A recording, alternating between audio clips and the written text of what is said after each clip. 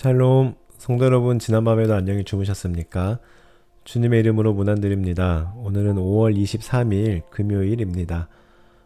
어제에 이어서 다시 한번 안내 말씀 드립니다. 우리 최근주 권사님 부군 되시는 고 김성태 집사님 장례 예배가 내일 토요일 오전 11시에 우리 교회 본당에서 있습니다. 어제 담임 목사님께서 안내해 주신 대로 자녀분들이 모두 어렸을 때 우리 TKPC 다니면서 좋은 추억을 가지고 계셔서 아버지의 마지막 장례 예배를 꼭 저희 교회에서 드리고 싶다는 귀한 마음이 있으셔서 저희 교회에서 장례 예배를 드리게 되었는데요. 위에서 기도해 주시고 또 많은 참석을 부탁드립니다. 그럼 이제 오늘 통독할 말씀 함께 살펴보도록 하겠습니다. 오늘 통독할 범위는 욥기 32장부터 34장까지의 말씀인데요. 먼저 32장에서는 엘리후라는 새로운 인물이 등장합니다. 그리고 그 엘리후가 욥에게 말한 내용이 계속해서 내일 함께 살펴볼 37장까지 무려 6장에 걸쳐 기록되어 있는데요.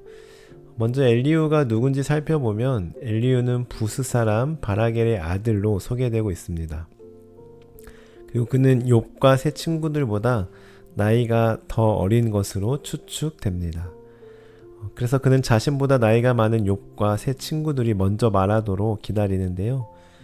그렇게 욥과 세 친구의 논쟁, 말이 끝나자 엘리후는 드디어 자신의 견해를 길게 제시합니다. 그런데 사실 이 엘리후가 도대체 욥과는 무슨 사이였는지에 대해서는 성경에 명확하게 언급되어 있지 않습니다. 즉 엘리후는 욥의 친구도 친척도 아니고요. 세 친구인 엘리바스, 빌닷, 소발과 달리 처음부터 욥의 곁에 있었던 인물도 아닙니다. 그야말로 갑작스럽게 등장한 것인데요. 이에 대해 학자들은 엘리후는 그저 욥과 같은 지역의 사람일 가능성이 있다라고 추측할 뿐입니다. 엘리후에 대해서는 이 정도로만 소개해 드릴 수밖에 없을 것 같고요. 그럼 이 엘리후가 무엇이라고 말하고 있는지, 어떤 주장을 펼치고 있는지 오늘 말씀을 통해 함께 살펴보도록 하겠습니다. 먼저 33장 1절부터 12절까지의 말씀을 제가 읽어드리겠습니다. 그런즉 욥이여 내 말을 들으며 내 모든 말에 귀를 기울이기를 원하노라. 내가 입을 여니 내 혀가 입에서 말하는구나. 내 마음의 정직함이 곧 내 말이며 내 입술이 아는 바가 진실을 말하느니라.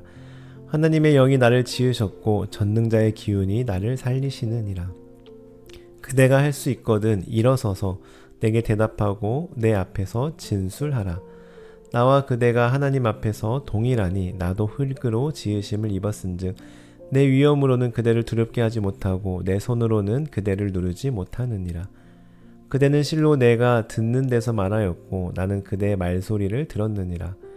이르기를 나는 깨끗하여 악인이 아니며 순전하고 불의도 없거늘 참으로 하나님이 나에게서 잘못을 찾으시며 나를 자기의 원수로 여기사 내 발을 착고에 채우시고 나의 모든 길을 감시하신다 하였느니라.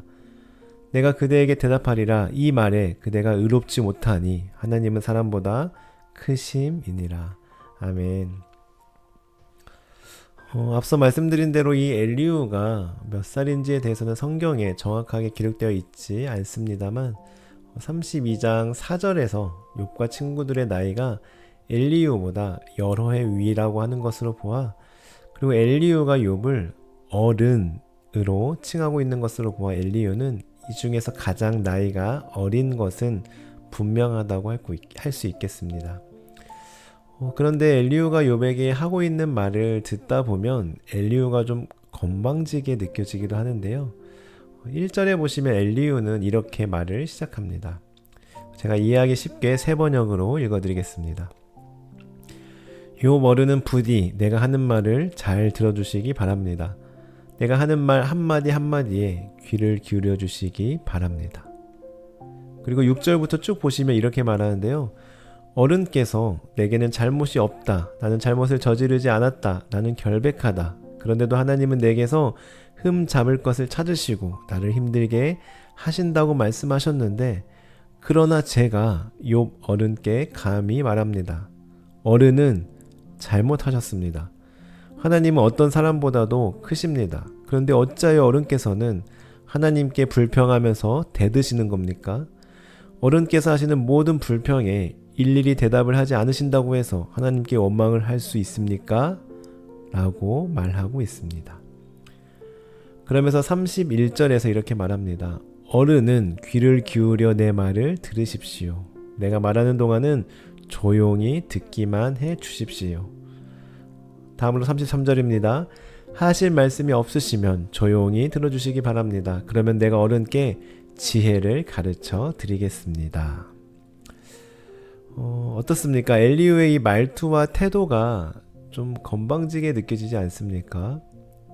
한마디로 엘리후는 자기보다 훨씬 연배가 많은 욥에게 조용히 아무 말 하지 말고 내 말만 들으라고, 내가 어른께 지혜에 대해서 알려드리겠다고, 내가 가르쳐 드리겠다고, 내가 하라는 대로만 하면 된다고 말하고 있는 건데요.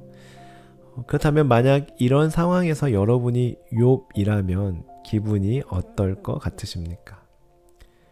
여러분보다 훨씬 나이가 어린 친구에게 이런 말을 듣는다면 기분이 어떠하시겠습니까?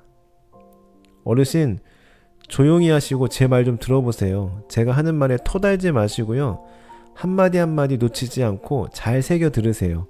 제가 어르신께 지혜가 뭔지 가르쳐 드리겠습니다. 하고 말이죠. 생각만 해도 괘씸하고 화가 나지 않습니까? 그리고 사실 그렇다고 해서 엘리후가 하는 말을 들어보면 딱히 새롭거나 뭔가 욥의 마음을 깨우치고 놀랍게 만드는 그런 대단한 말도 아닙니다. 이미 누구나 다 알고 있는 말입니다. 12절부터 쭉 보시면 이런 겁니다. 하나님은 어떤 사람보다 크시며 사실 하나님의 말씀을 인간이 알아듣지 못할 뿐입니다. 하나님은 사람들로 하여금 죄를 짓지 않도록 하시고 교만하지 않도록 하십니다. 하나님은 사람의 생명을 지켜주시고 병든 사람에게 은혜를 베풀어 주십니다. 하나님께 기도를 드리면 하나님은 응답해 주시고 기쁨으로 하나님을 섬기면 하나님은 정상적으로 회복시켜 주실 겁니다. 모든 일이 다 하나님께서 하시는 일입니다. 라고 말하고 있는데요. 어떻습니까? 맞는 말이지만 누구나 다 할 수 있는 말 아닙니까? 이미 모두가 다 알고 있는 사실입니다. 단지 지금 욥의 상황에서는 귀에 들어오지 않는 말일 뿐입니다. 그럼에도 엘리후는 마치 자기만 알고 있는 것처럼, 마치 남들은 깨닫지 못한 대단한 진리를 자기가 인심 써서 가르쳐 주는 것처럼 말하고 있습니다. 그것도 자기보다 훨씬 연배가 많은 욥에게 가르쳐 드리려고 하고 있습니다. 사실 욥의 입장에서 얼마나 어처구니가 없고 얼마나 가소롭겠습니까? 아마 욥이 엘리후보다 훨씬 더 하나님에 대해 많이 알면 알았지 덜 모르지는 않았을 것입니다. 안 그래도 욥은 이미 새 친구에게 비슷한 이야기를, 누구나 알고 있는 당연한 이야기를 지겹도록 들었는데 이 어린 엘리후까지 이러고 있는 겁니다. 그렇다면 이제 엘리후의 모습을 인지한 채 우리의 모습을 돌아보십시다. 혹시 우리도 엘리후처럼 말하거나 행동하고 있지는 않습니까? 누구나 다 알만한 사실을, 이미 누구나 다 경험한 일들을 마치 나만 알고 있고 나만 경험한 것처럼 다른 사람을 훈계하고 가르치려고 하지는 않는지요. 그래서 우리도 엘리후처럼 상대방의 경험과 상대방이 처한 상황은 전혀 고려하지 않은 채 내가 알고 있는 하나님, 내가 만난 하나님을 그 사람은 경험하지 못한 것처럼, 상대받은 믿음이 없는 것처럼 여기고 가르치려고 하고 있지는 않은지요. 그 사람을 위한다고, 그 사람을 위해서라고 하면서 말입니다. 뿐만 아니라 우리는 엘리후처럼 내가 어떤 모임 가운데 내가 해결사가 되려고 하지는 않은지도 돌아보아야 합니다. 그래서 항상 모임의 말미에는 내 말로 맞춰야 하고 나의 주장이나 의견대로 하기로 결정되고 마무리되어야 속이 홀가분하지는 않으신지요. 내가 그 모임의 주제에 결론을 짓는 해결사, 영웅이 되려고 하지는 않으신지요. 가령 공동체의 어떤 한 구성원이 자신의 고민이나 어려움을 털어놓고 나눌 때 사람들이 각자의 지식이나 경험을 나눕니다. 집사님, 저는 그럴 때 이렇게 어려움을 해결했어요. 제가 알기로는 그 부분은 이렇게 하면 잘 해결될 거예요. 하고 저마다 그 문제를 함께 해결하기 위해 나눕니다. 그런데 그때 꼭 맨 마지막은 나의 조언이나 나의 주장으로 마무리하려는 영웅 심리가 우리 안에 꿈틀댑니다. 집사님, 제가 마지막으로 한마디 할게요. 이분들 말 다 맞는데요. 그것보다는 제가 하는 이 말이 맞아요.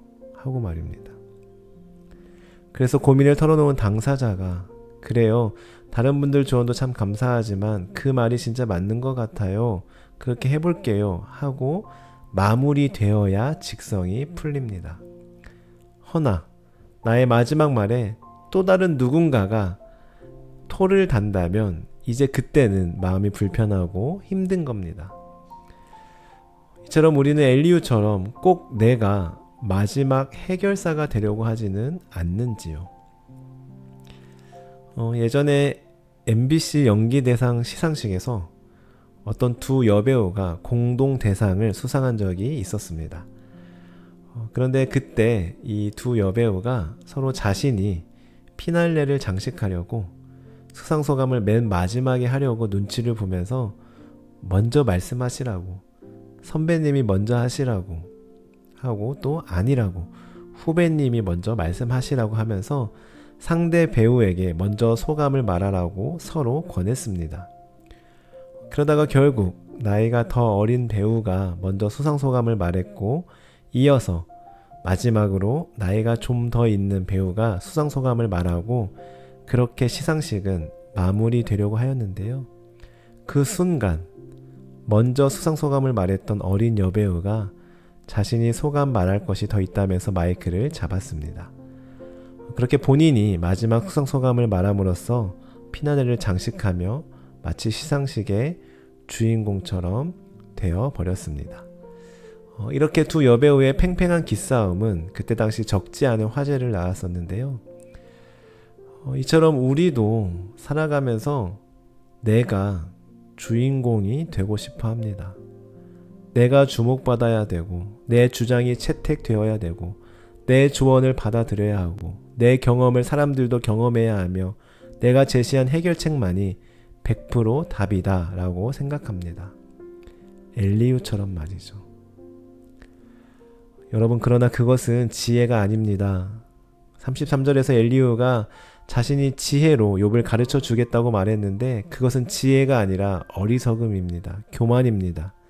진짜 지혜로운 사람은 오히려 경청하며 상황에 맞는 말, 꼭 필요한 말만 적절하게 하는 사람입니다. 사랑하는 성도 여러분, 오늘 말씀의 엘리후를 떠올려 보며 엘리후처럼 내가 영웅이 되려고 하는 욕망을, 내가 해결사가 되려고 하는 욕망을 내려놓으시고 솔로몬처럼 듣는 마음을 구하며 나아가는 지혜로운 우리 모두가 되었으면 좋겠습니다. 우리 안에 그런 마음이 꿈틀대더라도 절제할 수 있는 마음이 있기를 바랍니다. 그래서 내가 만나는 사람마다, 내가 만나서 대화하는 사람마다 참 위로를 받고 다시 힘을 내는 축복의 통로로 쓰임받기를 간절히 소원합니다. 기도하시겠습니다. 하나님, 저희들 오늘 엘리후를 통해 우리의 모습을 돌아봅니다. 하나님, 저희들도 엘리후처럼 다른 사람을 가르치고 바꾸려는 내 생각과 내 경험을 집어넣으려는 욕망이 우리 안에 있음을 고백합니다. 뿐만 아니라 내가 피날레를 장식하고 내가 해결하려고 하는 영웅 심리가 우리 안에 꿈틀대고 있음을 고백합니다. 하나님, 저희들의 어리석음을 불쌍히 여겨주시고 저희들 솔로몬처럼 듣는 마음을 구하며 나아가는 지혜로운 사람 되게 하옵소서. 우리 이러한 기도 제목을 가지고 기도하도록 하겠습니다.